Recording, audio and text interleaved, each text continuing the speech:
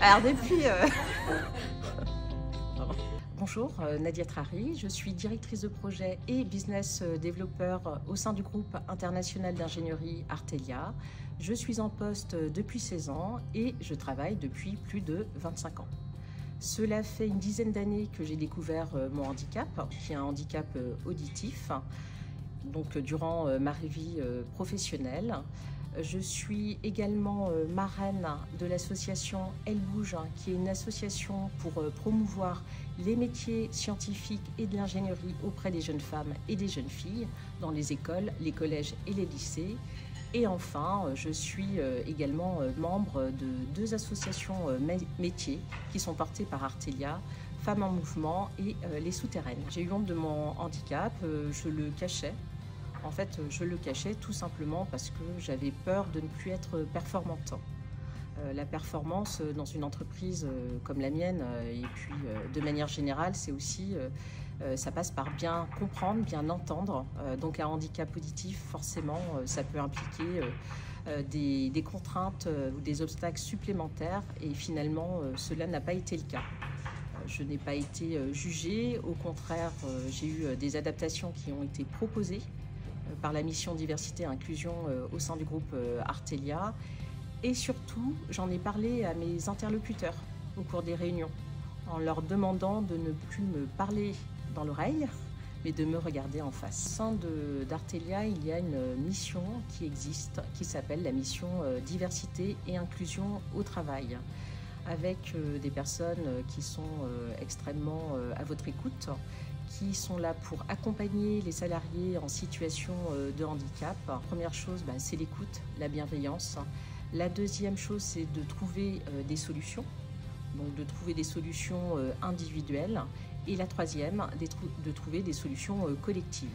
Alors pour les solutions individuelles, dans mon cas, ça s'est traduit par un accompagnement technique, donc avec un casque, avec également un téléphone adapté, et également un espace de travail. En fait, je suis dans un bureau que je partage avec 3 personnes. Ce n'est pas un open space. Donc on a vraiment fait attention à ce que je sois dans un environnement qui soit le plus adapté, le plus adéquat. Je privilégie également l'écrit, beaucoup l'écrit, donc avec des traces, des comptes rendus, voilà, donc l'écrit est très important. Et enfin, la dernière chose, je privilégie des réunions en format court, durée maximum 1 heure, et en début de journée ou en milieu de journée, mais moins en fin de journée. J'ai un projet vraiment qui me tient à cœur, et c'était en 2011, lorsque je suis partie au Chili, au nord du Chili, pour le groupe Artelia, pour diriger une étude amont de faisabilité d'un projet de tramway. Il y avait une vraie adaptation linguistique, d'être dans un environnement dans lequel j'ai beaucoup appris. Donc ça, c'est un projet pour lequel je me suis sentie portée.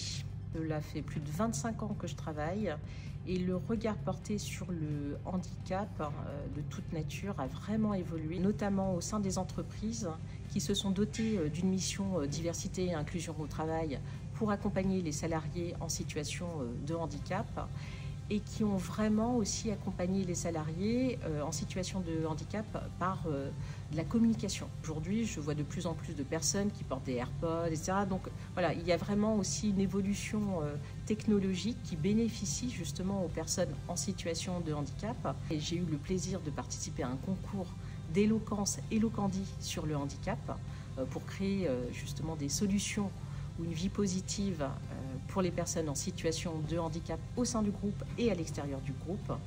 Donc le fait d'avoir ce type de communication avec ce concours d'éloquence porté par l'entreprise et porté par des personnes comme je le suis en situation de handicap, ça permet de démystifier les choses et puis de mener un petit peu quelque part une sorte d'action coup de poing et dire voilà, on est tous là pour vivre ensemble.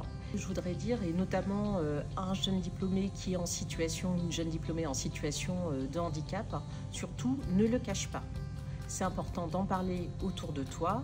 Une vraie force et une richesse que d'avoir une personne en situation de handicap. L'entreprise est vraiment ouverte à toutes et à tous en situation de handicap, pas en situation de handicap.